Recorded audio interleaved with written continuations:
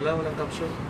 And also the ordinance providing for a temporary foreclosure of portion of City Garcia Street in between of the City Hall Building and Plaza and City Bergan. Plaza Marcelo Ochave. So we are under the suspension of the rules, so kindly acknowledge our guests. For item number 1 under unassigned business, we have Engineer Ruben Escamba from the City Engineer's Office and Sir Louis Perez.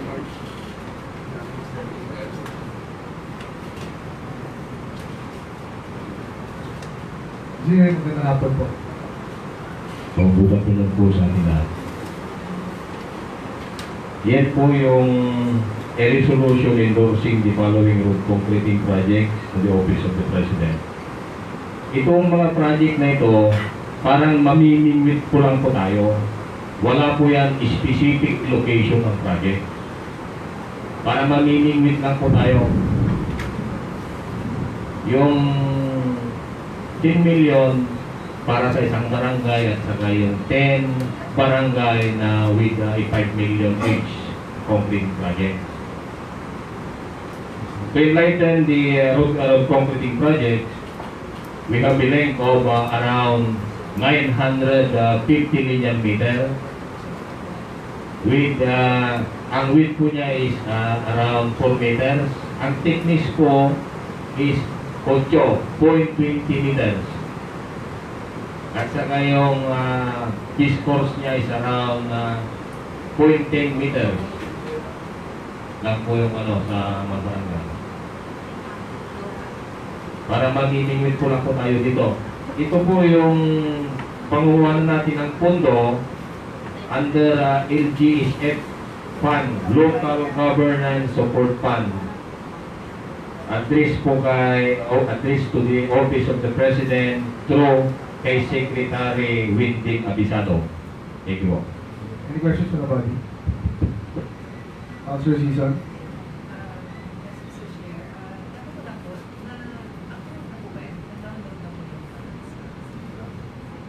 Wala pa po ma'am, mamimingwit po lang po tayo.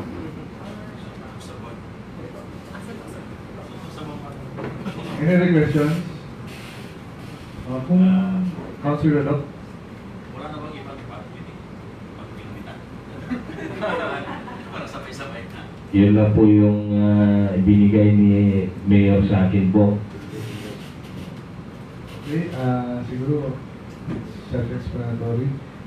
Siguro ano na lang, kapag magkuha natin yung grant, meron natang suggestion si Councilor Pablo Denay kung anong barangay yung uunahin. For the record, for the record.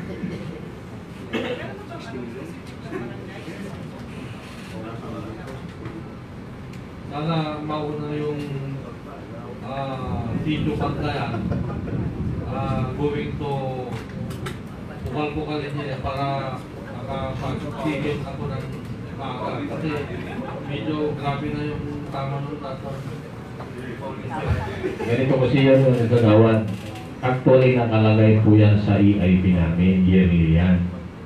Siyempre, sa amin lang po, ang aming trabaho lang is mag-prepare ng program of works, pero yung kukuha talaga na yung specific na hindi yun po. Saka ito, isanggo niya. Okay, thank you very much, Engineer Gamba, for attending our session. Next item, Madam Secretary.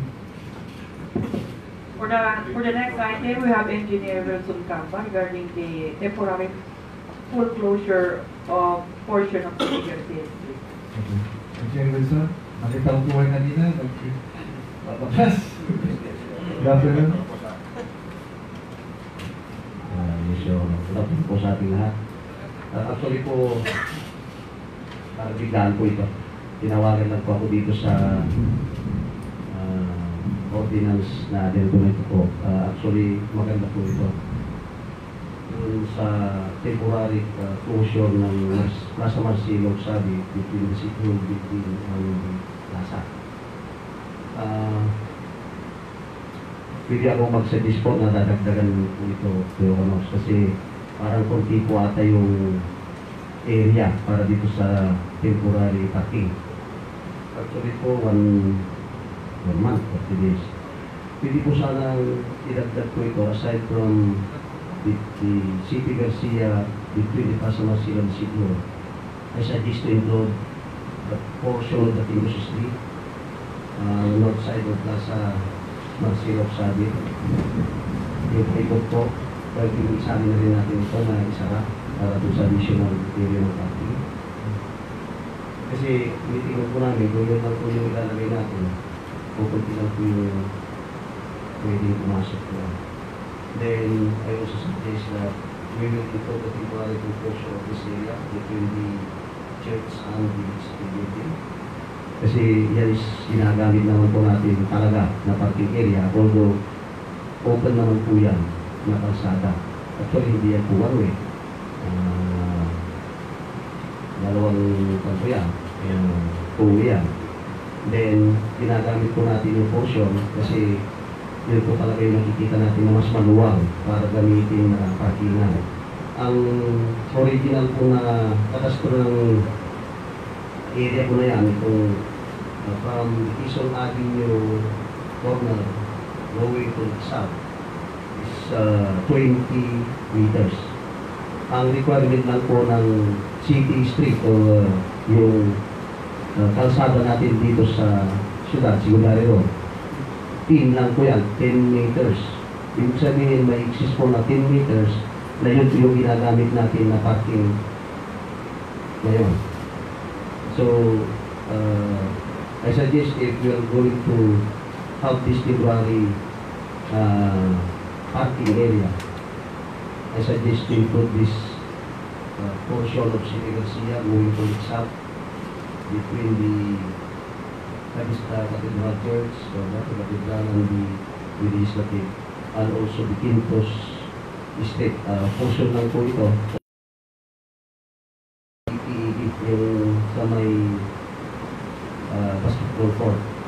Dito sa street po yun. Kaya portion lang po kasi dinit po natin dito sa may Plaza Marcelo sabi na dito po sa audience. Okay lang po yan. Suggestion lang po yan. Actually,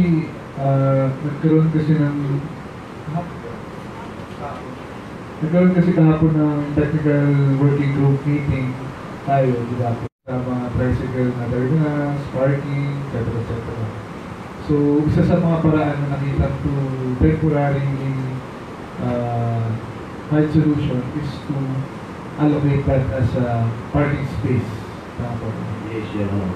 Although, if you're going to observe this area, we are already using this even before as parking, but we call it illegal ordinance for this. So, it is good that we will make an ordinance, although it's only temporary because it's only 30 days. This is still okay. And maybe if you like it to not just 30 days, we will do it permanently. Pwede rin po ito. Siguro test plan na lang natin muna tayo. Yung actual situation ko is ginagamit lang po ng mga ambulant vendors.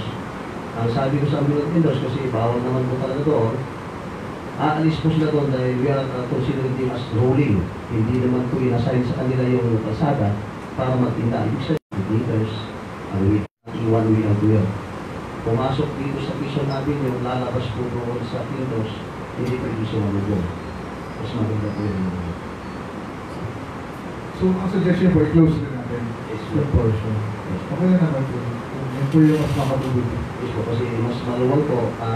Tatanggalin po natin yung mga vendors, yung mga ambulant po doon, dahil nakausap ko na sila. At alam naman po nila na talagang biligan.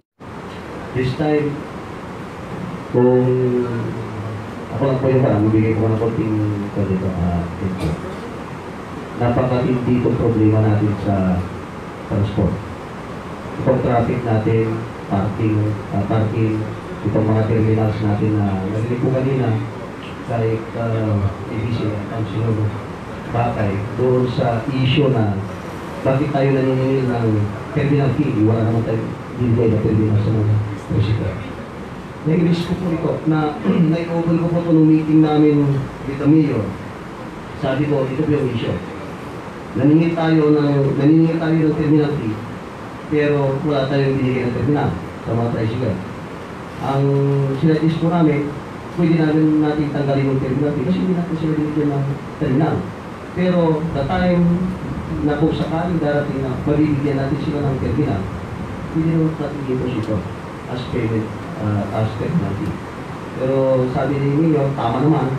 Sabi niya, kung hindi natin binigyan silang terminal, bakit natin sisingin sila ng terminal fee?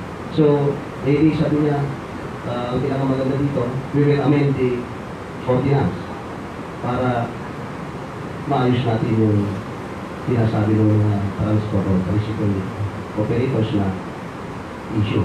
Yung concern nila yun po, na open po ito previous meeting with the Councilor Bakay, the Committee of Transport, at bukas ko rin po kayo nilito ito. Okay naman po siya. So, sir, ang suggestion niyo po siguro sa natin yung portion of Quintos and then in between Ochave and City Hall. And then siguro, instead of 30 days, pwede natin extend hanggang siguro end of October.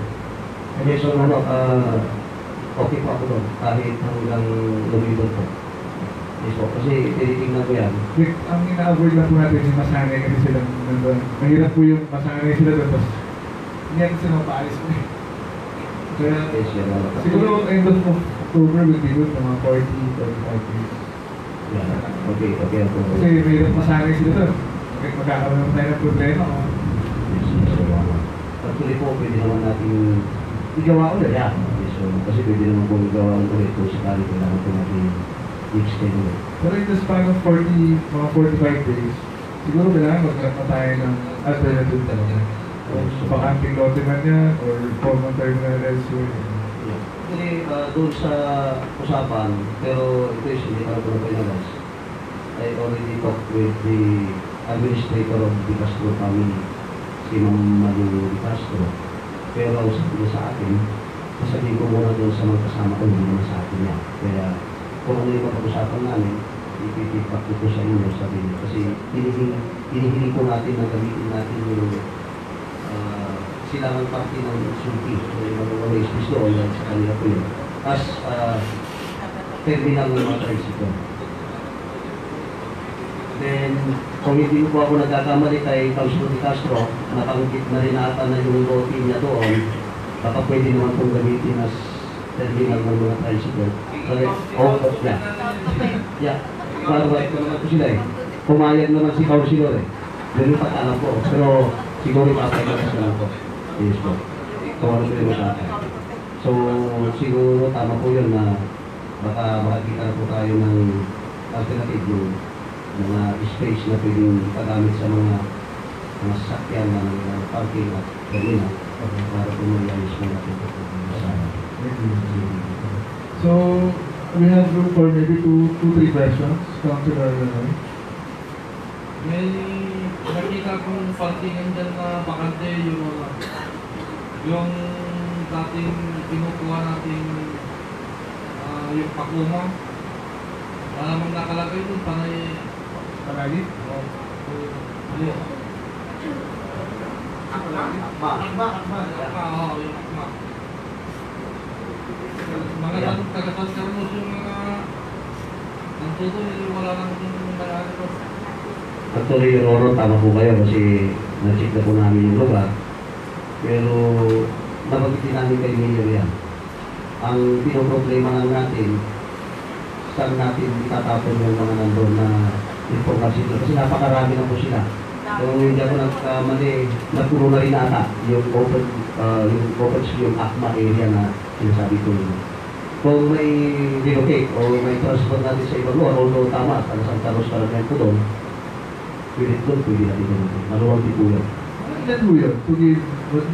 Tugin nga ng idea, ilang tao po yun? Kung hindi po kami nagkamali, Your Honors, mga may 10, mga 15, hanggang 20. Matahay. Yes na, informasyon na sila, kaya baro-baro po. Ibig sabihin, magkakatabi, maliit na space, ilang na.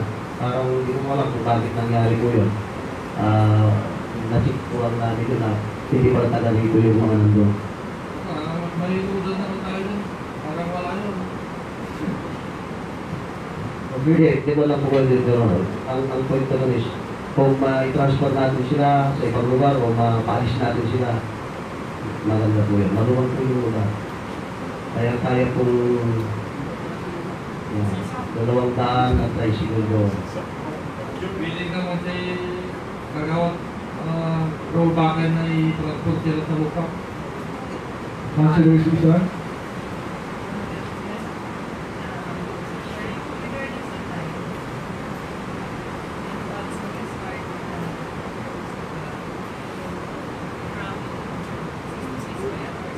Oo nga po. Nga pala. Good point. Yeah. Yan po ang suggest ko lang po kung okay lang din sa inyo. Kasi ako yung sinasuggest ko sa mga napuso, dapat 6 a.m. hanggang 6 p.m. Kasi yan po yung nakikita natin na mag-i-start yung traffic sa lugar. Kaya siguro yung time na yun, kung yung may kukontrol natin yung mga magpapark dito sa labas. Access po nila doon. Do 6 to 6. Kahit, pwede lang po siguro 6 to 6. Ano Pwede lang po po. ang- Pero 6 to 7 yung tinitingnan ko po para sa ganun. Mas mahaba yung time na yung pagkilos dito sa labas, maayos natin. Kasi kung may steady po na pinupuntahan sila, tapos ang control natin dito sa oras, gano'n din ang oras. May iwasan natin yung maraming magpapark sa sunod na sasakyan. Pero yung suggestion na parang lahat ng conference vendor, Pwede pa. Actually po, ito po yung sinadis ko dyan sa lugar. Actually, hindi pa naman po namin na-implement, pero sinabi ko sa kanila kahapon, ilimit po natin. Kasi itong mga ambulant vendors na ito, itong mga rolling stores na ito, pumapasok sila dyan as early as 4 o'clock ng hapon. Sabi ko, hindi pa po umaalis yung mga nakaparking dyan sa loob, sumisingit na kayo. Pagkatapos, may apoy. Gasolina naman yung nakapark. Possibility baka makasunod kayo. Kaya, ang sabi ko sa kanila kahapon, ang pinakamaagang pwede nyo ipasok dito, dapat 6 p.m. Mula umaga hanggang 6 p.m. hindi pwede pumasok. Ang point ko po doon, para itong mga sasakyan na nandun sa parking area, nakaalis na rin po. O kung mayroon pa, pupunti na po yun. Pero doon sa tinitingnan namin, yung isang problema rin po kasi kung paano i-manage. Yung observation kahit ng mga previous days, hanggang kanina o ito nandun kami na nakatutok kami doon sa operation. Pero kasabay, ang hirap kung i-manage talaga yung biglang natin sa traffic, sa mga parking. Sige po. Sige po. Pero na lang po, we'll take into consideration po yung mga suggestions po. Last question, last two questions, Councilor De Castro and Councilor.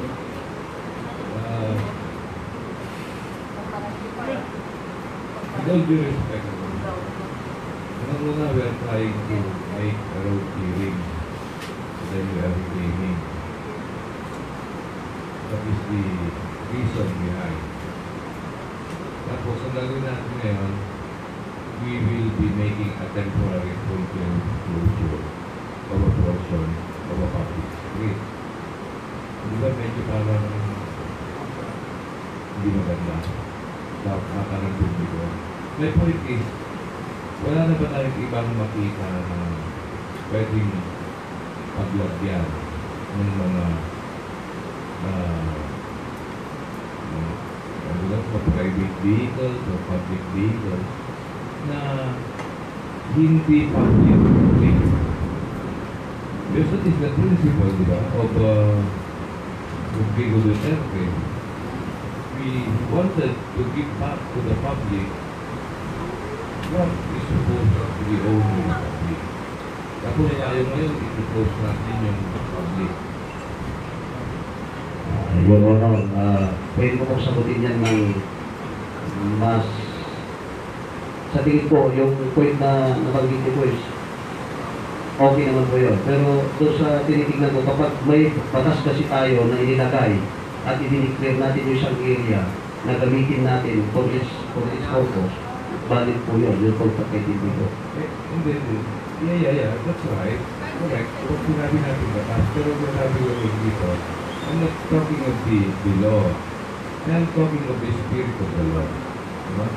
What's the principle behind the law? Yes, Your Honor. So, parang sa tingin ko, it would be better, ano? It would be better sana kung meron tayong makita na ibang lugar. Okay?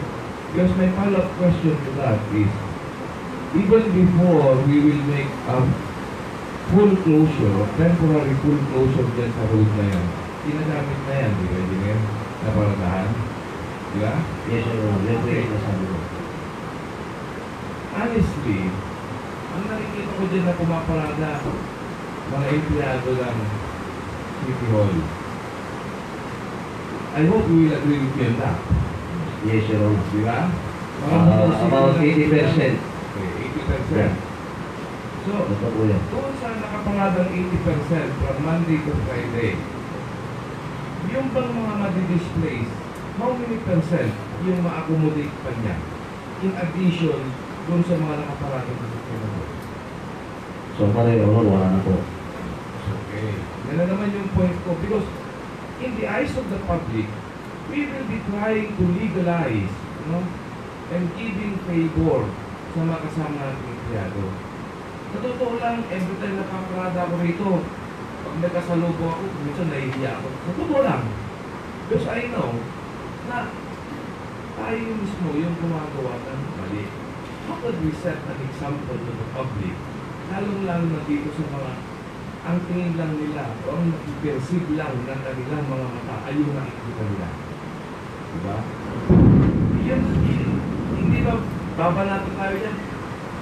In layman's term, no? Kung sa ibang kanto, ay illegal laan tapi makapuran mo ulan at bilang parparada din ng empleyado ng City Hall. Diba? Yes, Your Honor. Tama po kayo. Kasi tinitignan ko, left and right may nakaparada. Imposible na paparadahan natin sa gitna yan, dalawa na makakalabas. Yes, Your Honor. Ganito po yung suggestion ko, Your Honor. Pag-vote po sa inyo.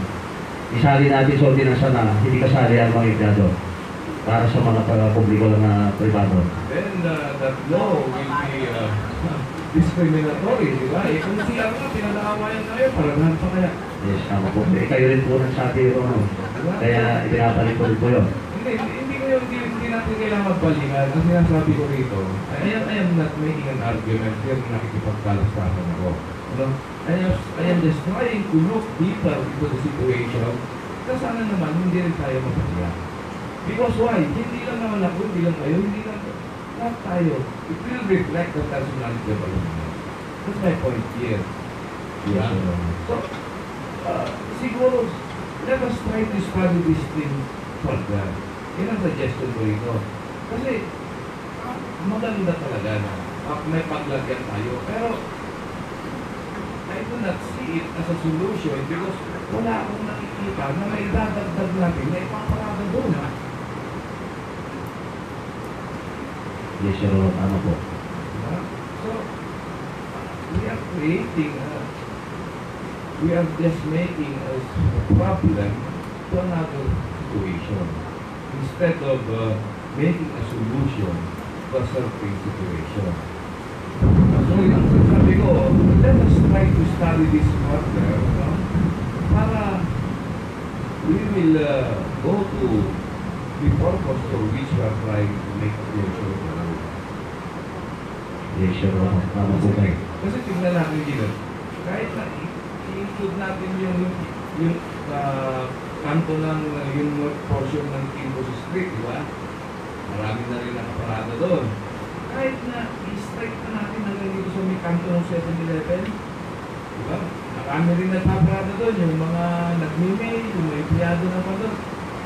At ang tinitignan ko dyan is, let us try to picture the area actually from Monday to Friday. Sabado, okay, malinis siya. Diba? Ngayon, ang point natin is, we will close that para it will serve as parking area while the road clearing or reclaiming activities be taken or undertaken. So, I agree with you also, siyempre mas experience mo dyan din, kasi kayo yung nating monitor, pero yun din yung situation na nakikita mo. With all due respect, hindi siya sa opinion, hindi. Yes, yes, sir. Actually po yung sitwasyon natin sa Central District, ito po yung realidad na nakikita ko namin. Magmula po tayo sa may cemetery hanggang sa may CSI. Ang shoulder po natin, kung papabayaan po natin, unang pa na paglagyan ng parking. That is situation. Even we consider this CP Garcia, Marcelo, no, between Marcelo and Sidon, and even Tomacos Avenue, problema pa rin po natin, parking. Bakit po? Sa sobrang dami po ng sasakyan ng taga-Caminos. Taga-Caminos sabi ko tayo, ang most na nakikita ko dyan, tricycle. Kung hindi pa ako nagkakamali, ang tricycle sa kotang 6,000. Eh, wala tayong control sa tricycle. Bakit? Kahit pulong bumaba na. Kahit anong gawin nila po ito. Nasa kalsada, nagpark. Problema po natin. Yan po yung ito yan. So, kung titignan po natin yung this proposed ordinance for the closure, tama po si Councilor Di Castro na wala po ito. Wala pong may tutulong dito. Kung yan po yung titignan po natin. Pero sa nakikita ko, kung ginagamit po natin itong lugar na ito as parking kahit noon pa, at sabihin natin na we make 30 days closure for this purpose, parehas din po yun. Ibig sabihin kahit wala po ito, ginagamit pa rin. Kahit meron po ito, gagamitin pa rin. Yan po yung naging ko. At saka, yung sagot ko po doon sa area na sinasabi yung space na pwedeng gamitin na maging parking. Siguro yung sa akin, sa labas ko dito sa CBD meron. Pero pag dito po sa loob ng CBD, wala po akong nakikita ang maluwang na bakanting luto na pwede natin establish maliban lang doon sa suki. Pero that area is a private and we are depending on the owner kung gusto po nilang ipagamit yan sa publiko. Pero kung yung sa atin po, base po sa tingin ko, wala naman po talaga tayong inabil o pinili, inurkis na lupa na pag-aari natin para gamitin natin for the purpose of Councilor, no?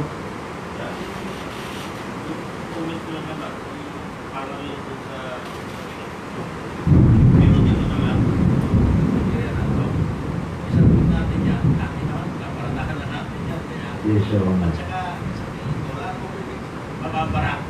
Kasi, halimbawa, medyo pamunta rito. Tapos may magkakalit doon sa hindi out dito tayo para magkakalit dito. Yes, sir. Wala na tayo dito.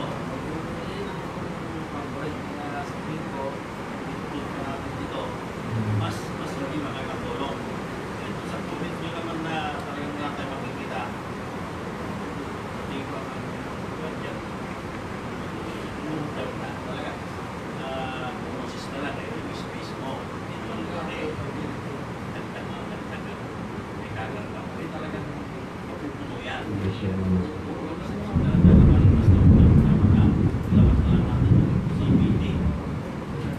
Yes, sir. Ang yes, sir. Ang suggestion ko dito kung okay lang, siyempre kayo naman yung gagawa ng batas po dito. Kung sa ibang lugar dahil wala na pong space, ang ginagawa nila o ginagamit nila is parking building. Kung magagawa po natin ng batas at mayroon po tayong pondo, baka isa-dis po namin na baka pwede tayo gumawa ng parking building dito sa Caminos para may magamit po tayo.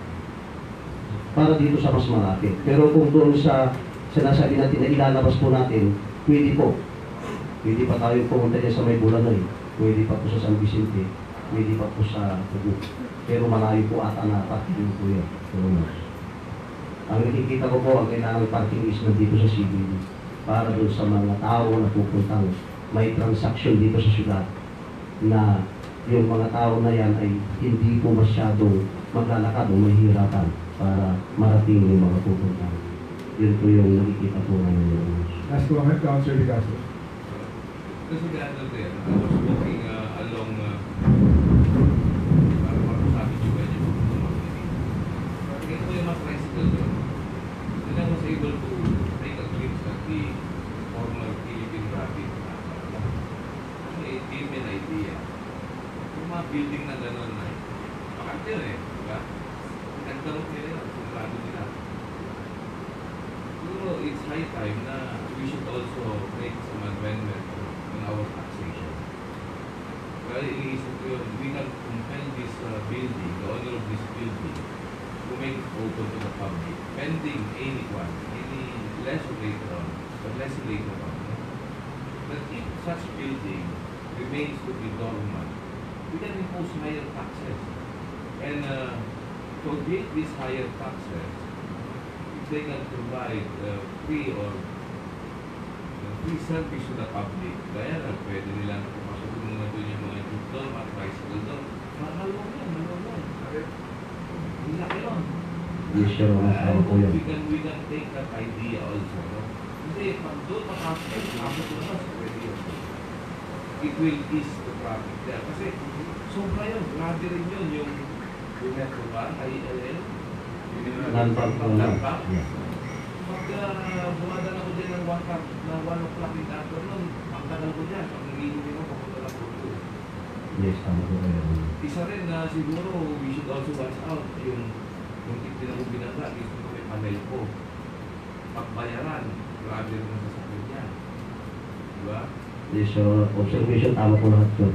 Hanggang sa may Central School. Pero talagang bottom line is there is too much input in the volume of motor vehicles. Kaya yan din ang bottom line natin. And unfortunately, we were not blessed to have a proper way. Pero let us try to explore those possibilities. Suggestion ko lang yun, yung baka makontak natin, mag-usap natin. Yeah. Pending na walang bibili, di ba? So yung mga bakanting lote, parang pwede naman tayo sulatan nila tapos may buwan naman.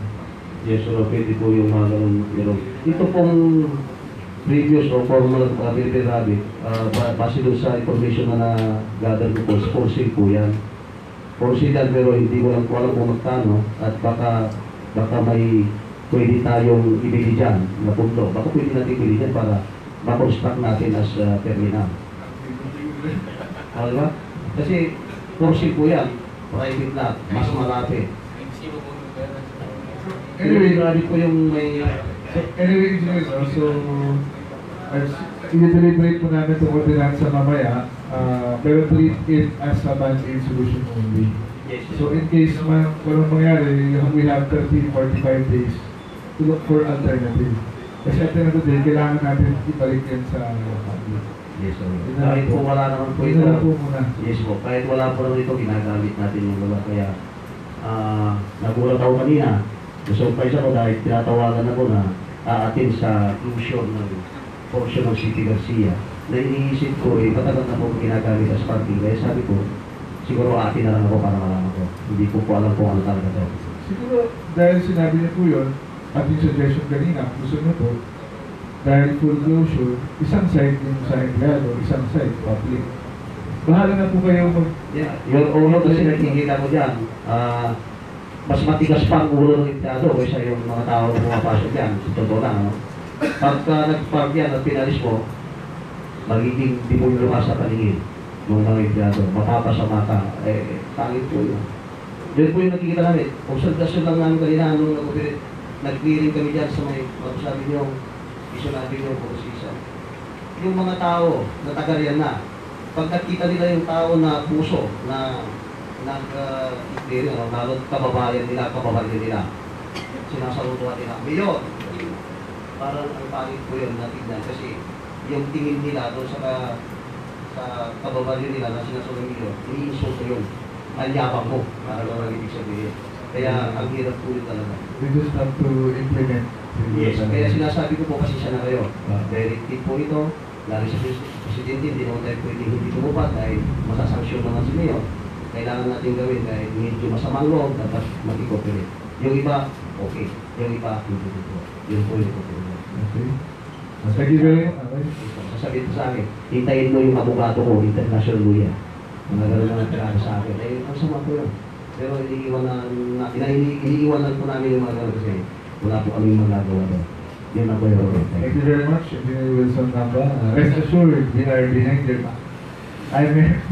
Yeah, thank you. Maraming salamat po.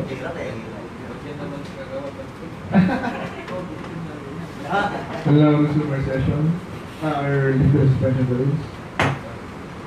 It is the pleasure of the body regarding item number 1, the resolution for the concreting projects in different barangays. Councilor Monterera, the Chairman of Infrastructure.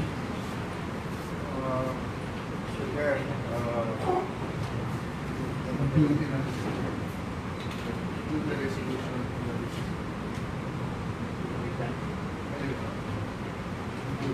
Include this resolution in the issues of the day. It has been moved by Councilor Monterera, duly seconded by Councilor Season, Councilor Rock, and Councilor Rapolo to include the said resolution in our business schedule. An objection? Hearing none, the said item is elevated in our business schedule. 2. Our business schedule. Next item. What is the pleasure of the body regarding the ordinance, the closure? Actually, this was a request from our city administrator. Talaga namang parang band-aid solution lang talaga yun. Actually, na-bring up talaga ni Engineer Garcia yan na the directive is to clear of obstruction. And tayo naman na mag-obstruct.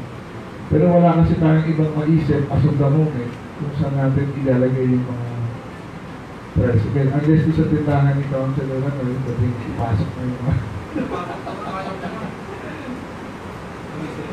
With all due respect to this request of it, I looked at this matter despite all the material arguments and the way of value, I am of the level that we should also take the risk of taking this year, at least 30 days.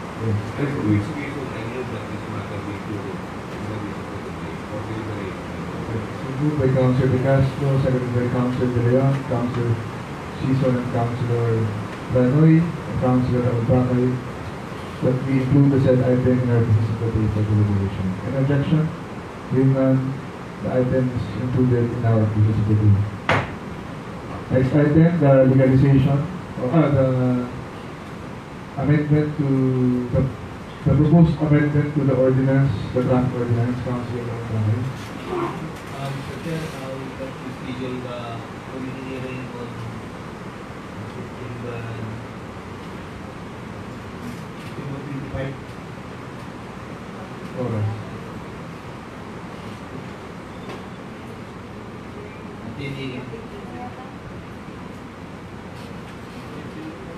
Okay lang ang check. Monday, 53. 23?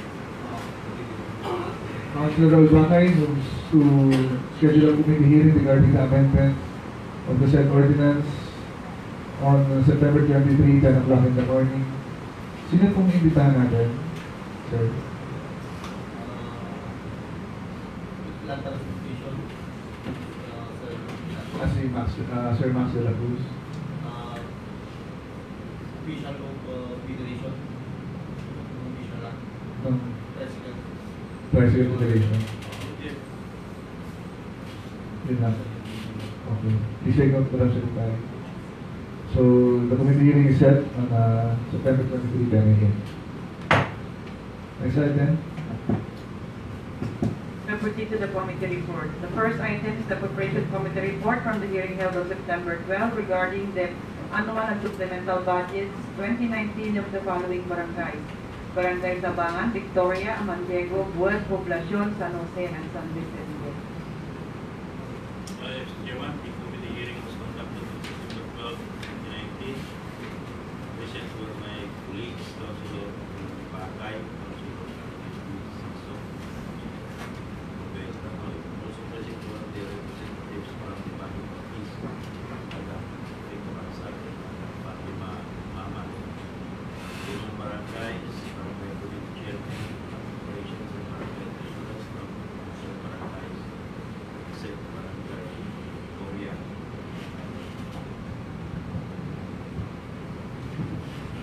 The representatives of each barangay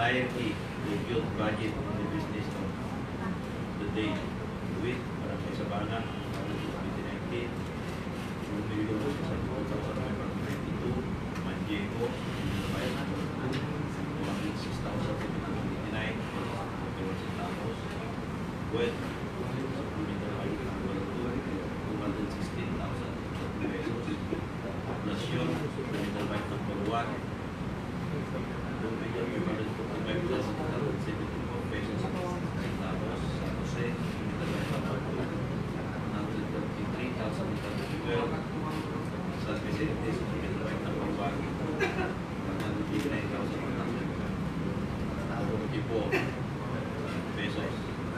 Since there is no representative para sa Victoria in the hearing, further note that the review of the settlement 2019 annual budget is scheduled.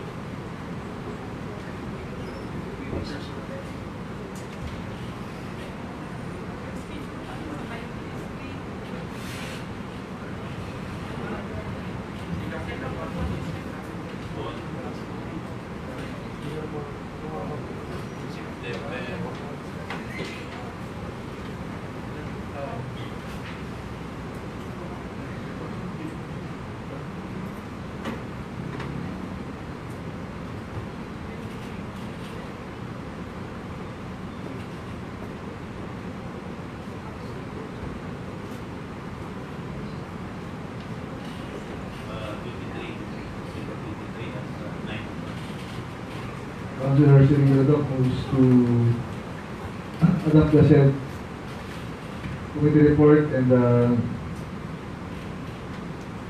include the said item in our business of the day, except for Barangay Victoria to be scheduled on September 23, 9 o'clock in the morning. Any second? Seconded by Councilor Pantulera and Councilor Renoy. Any objection? Hearing none, the said item is included in the business of the day, except Barangay Victoria, which is scheduled on September 23, 9 o'clock in the morning. Next item. Joint Committee report from the hearing held on September 12 regarding the review of the 2019 escape annual budgets of 37 escape. The committee hearing was conducted on September 12, 2019, present were my colleagues, Councilor Dunya Bakay, Councilor Wayne Decision, and Councilor Panoy. Also present were the representatives from the budget office, Madam Pita Bansag and Madam Fatima Maman. The representatives of the Sangguniang Kabataan presented the 2019 SK annual budgets. So the review of the documents presented, taking into consideration the supervision jurisdiction by the Office of City Budget Officer, the compliance and the statutory requirements of each of these budget and review the committee of the budgets and them. In view of the above findings, the committee hereby moves for the adoption of this committee report and that resolution contains the following 2019 budgets under review. Operative in its entirety, included in the business of the day for the operation and production. The list of the barangay budget and your copy of the committee report. Since there are no representatives of this day of the following barangay committee, the committee hearing of the proposal to go into 2019 budgets be scheduled also on September 23. Councilor Sinigalado moves to adopt the subcommittee report and the said item be included in our business of the day, except for Dulaca, Makati, Muna, Pulo, San Jose, and the 6 barangays mentioned. Is there any second? Seconded by Councilor Season, Councilor De Leon, Councilor Secretary, and Councilor Gabago. Any objection? Hearing none. The said committee report is hereby adopted. The said item be included in our business of the day for deliberation, except for the 6 barangays mentioned, which is scheduled for another committee hearing on September 23, 9 o'clock in the morning. Okay na? Okay na? So ordered. Next item. Joint Committee, the hearing held on September 12 regarding the request for resolution endorsing the 100 million worth of projects to the Department of Agriculture under the Philippine Road Development Project for the procurement of farm machineries, fertilizers, organic farm materials, and construction of farm-to-market roads in the city. Councilor Pablo Denay.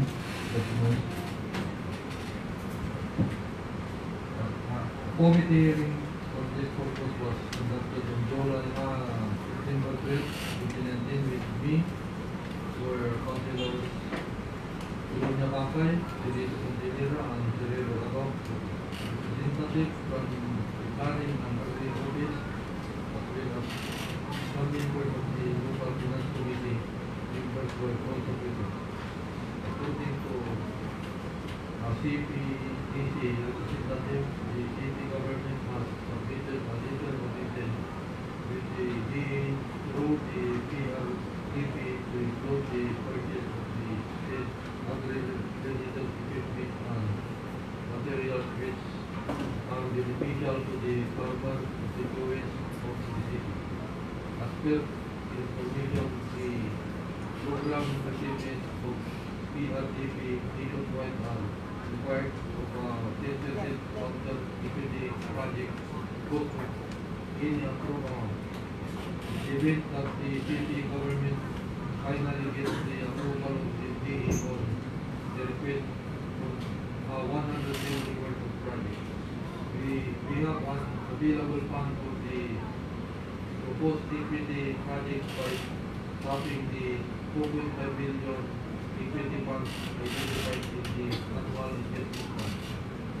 In view of the above stated findings, the committee hereby moves for the adoption of its committee report and that the matter be remitted to the business of the day.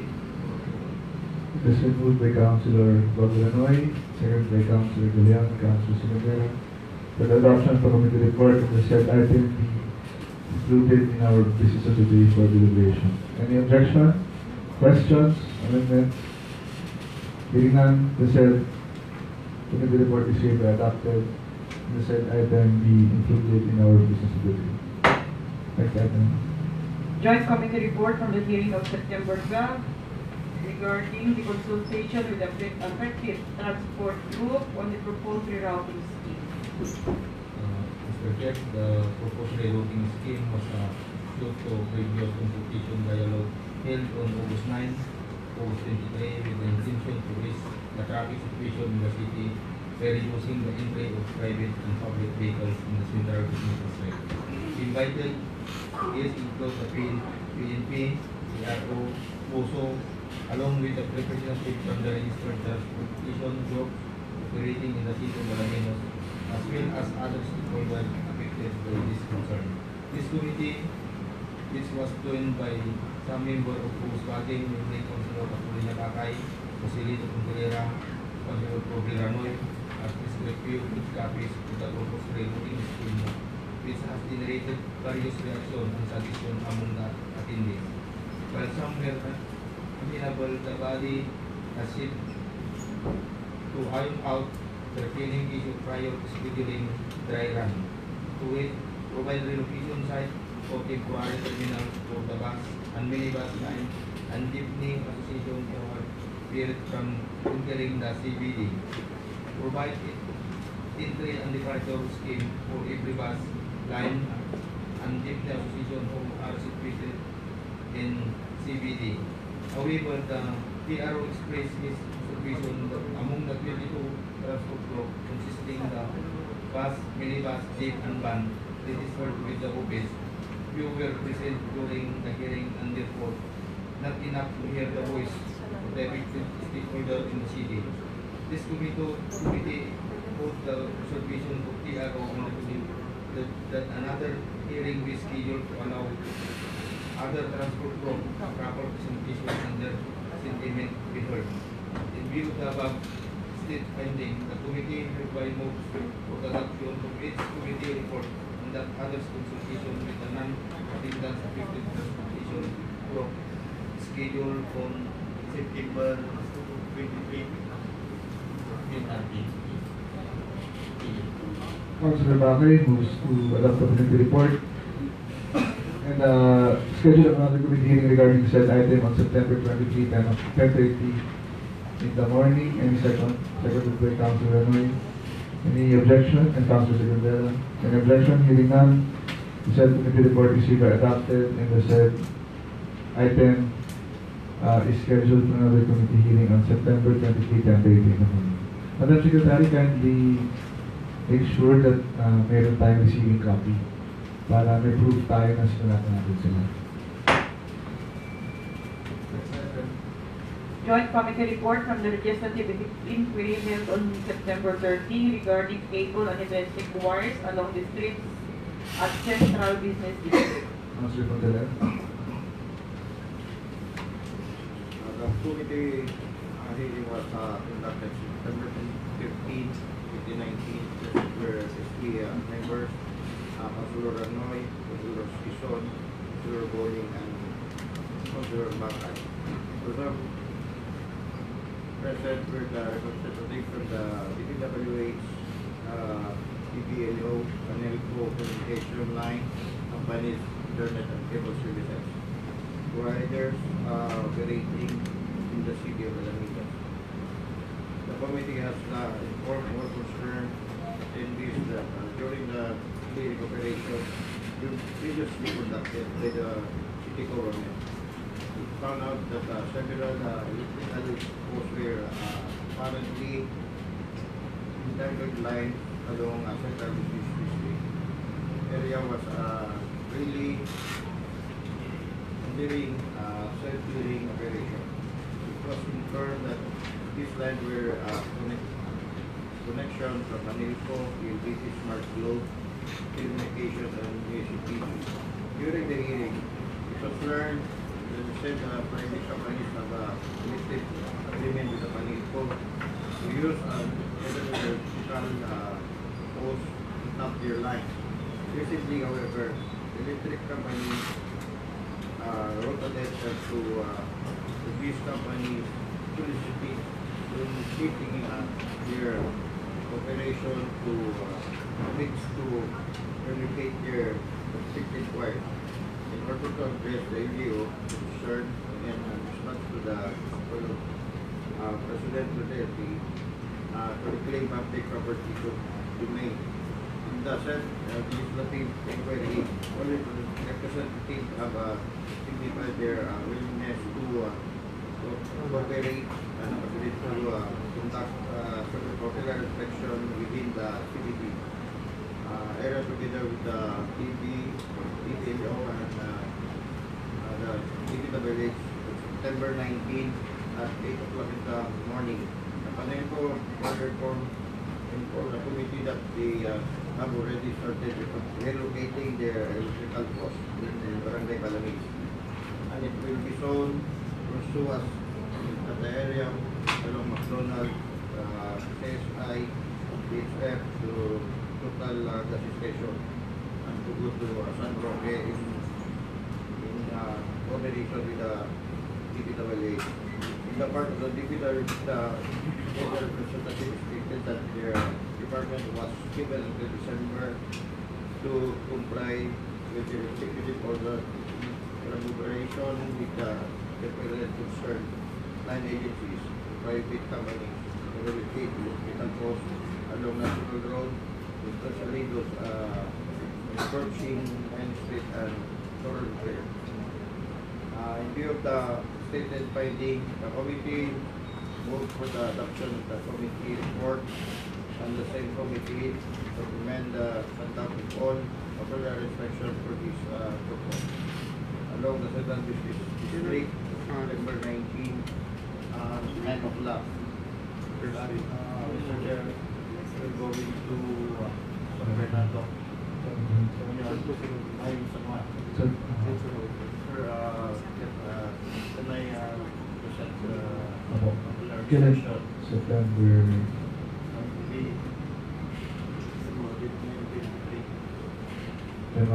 Monday.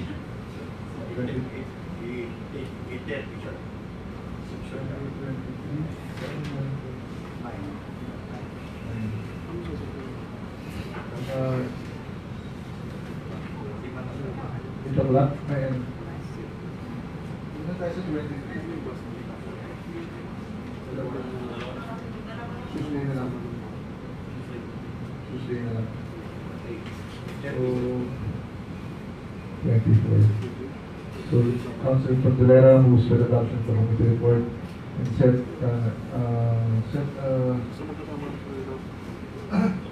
nuclear inspection on September 24, Sir, 8:30 in the morning. Please coordinate with the people na kung sino po yung mga sasama. Sa ating, any second to that? Second by Councilor Secretary, Councilor Marie. So the committee report is hereby adopted and the said nuclear inspection is set on September 24, 8:30 in the morning. Next item. Joint Committee Report from the hearing held on September 13 regarding the proposed ordinance adopting and or localizing the implementation of Republic Act Number 8972, also known as the Solo Parents Welfare Act 2000 in the City of Alaminos, Pangasinan.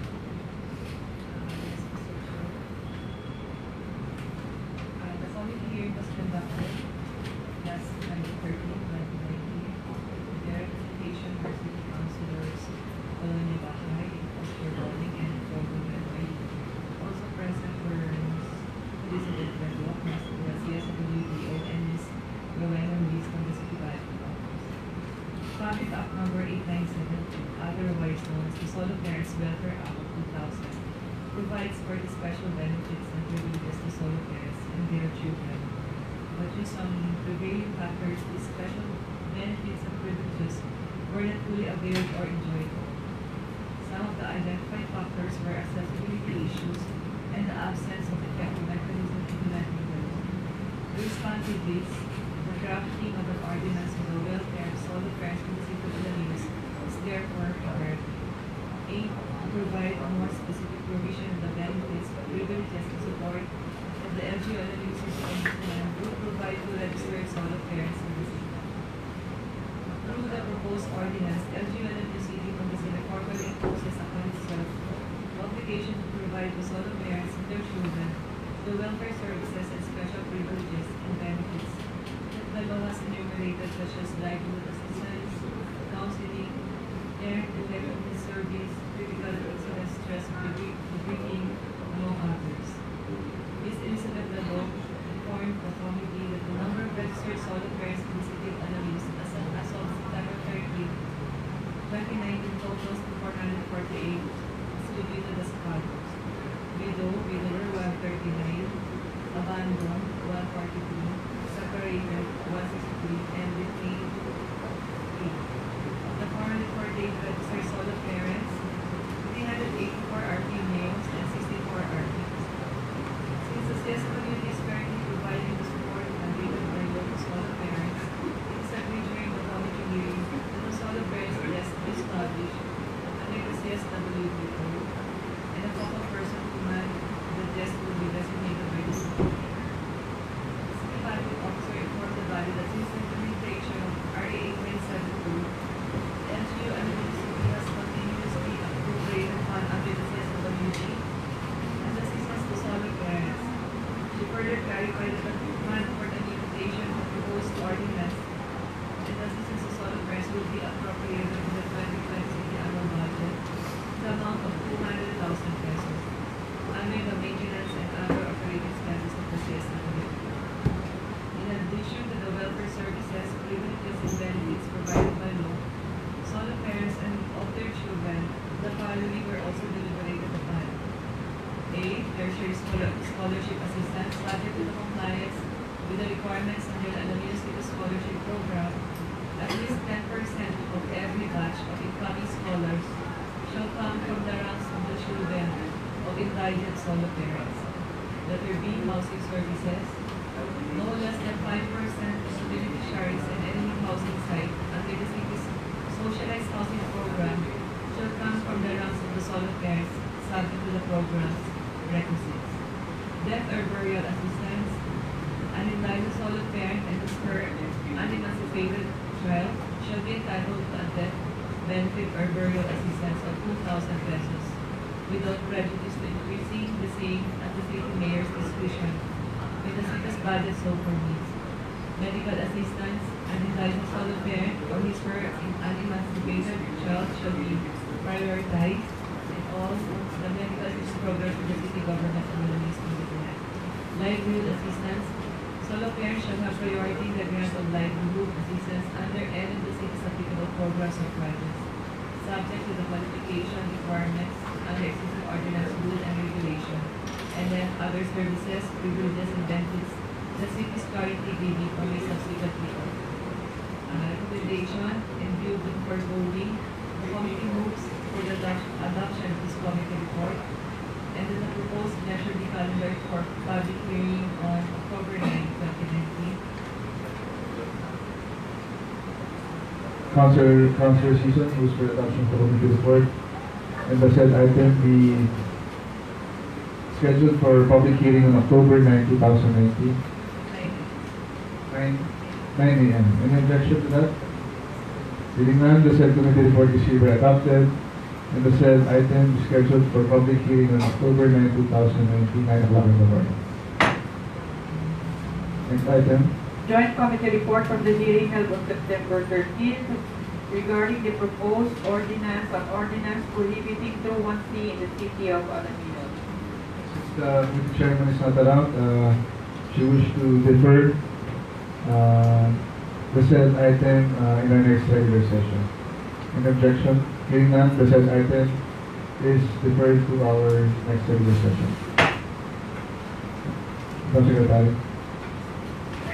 Now we proceed to the business of the day. Under new business, we have the resolution favorably endorsing to the office of the President, Rodrigo Romualdo Duterte, through Secretary Victor Rizado, Department of Budget and Management, the request for funds for road completing project amounting to 10 million for one barangay and 5 million each for 10 barangays in the city of Alaminos, Pangasinan, to be charged to the local government support fund of the General Appropriations Fund.